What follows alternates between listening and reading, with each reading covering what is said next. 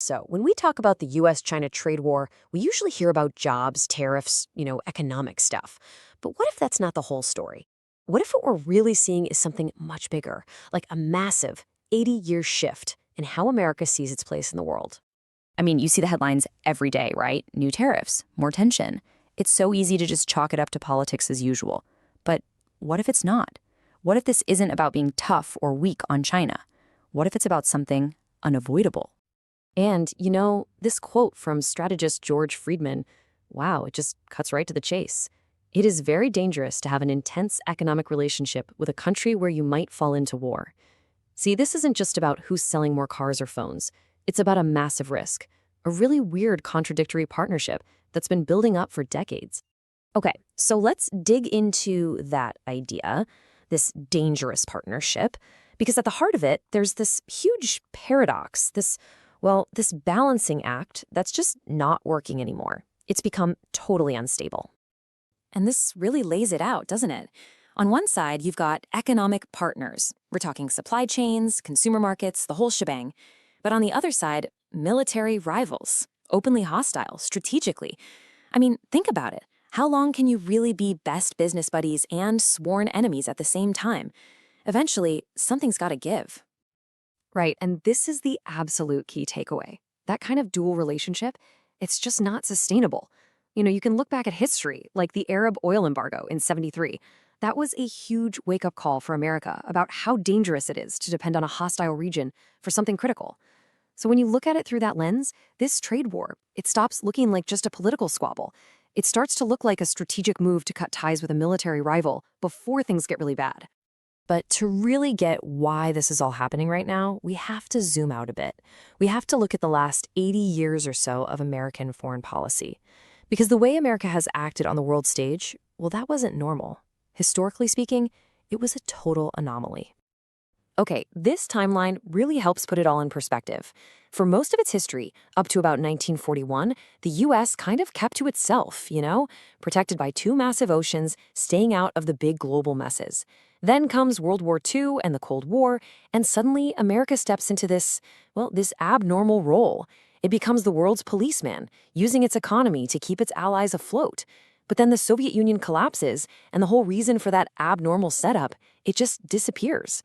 Which brings us to today and what some are calling a return to normal. So what exactly was this abnormal era? Well, it was basically this period where the U.S. decided it was responsible for pretty much everyone's safety. It used its massive military and economic power to try and keep the Eastern Hemisphere stable, all in the name of containing the Soviets. But again, it was a strategy for a very specific time and a very specific threat. Yeah, and to put it, bluntly, the thinking was that the Eastern Hemisphere was just too chaotic. It was seen as so unstable that it needed, for lack of a better term, an American daddy to come in and police the whole thing. And that meant spending American money, and sadly, American lives, in far-flung places, from Korea to Vietnam to Afghanistan. So what happens when that reason for being the global cop just goes away? Well, the U.S. starts to pull back. It begins a strategic disengagement. And this is so important to understand. This is not about abandoning the world. It's about changing the relationship. And this comparison here is perfect. On one side, you have that abnormal post-war role, super entangled, responsible for everything. On the other, you have the normal historical role, which is basically being involved with the world, sure, but not being so exposed that a fight on the other side of the planet automatically becomes your problem. So what does this return to normal actually look like in practice? Well, for one, it means limiting exposure to conflicts overseas. It also means deliberately reducing deep economic dependence on any one country, especially a rival.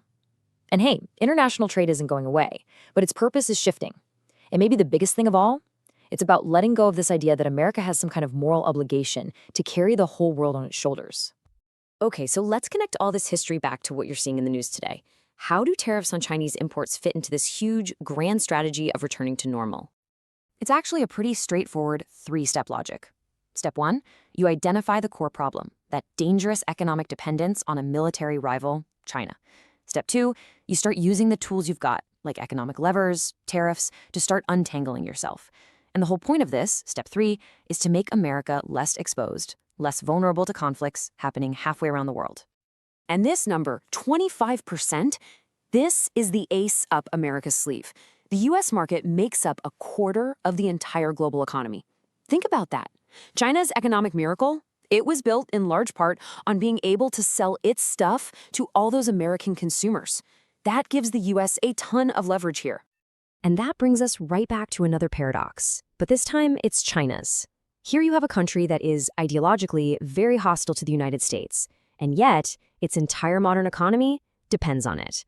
That fundamental contradiction is a massive vulnerability, and it's exactly what this new American strategy is designed to exploit.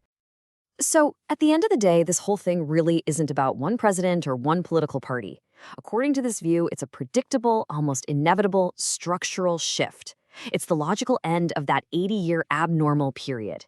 It's America getting back to a place where it's still involved with the world, just not so dangerously exposed to it.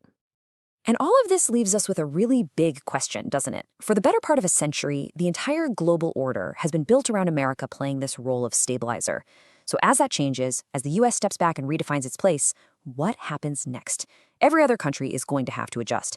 So the real question isn't just what will America do, it's how is the rest of the world going to realign itself in this new era?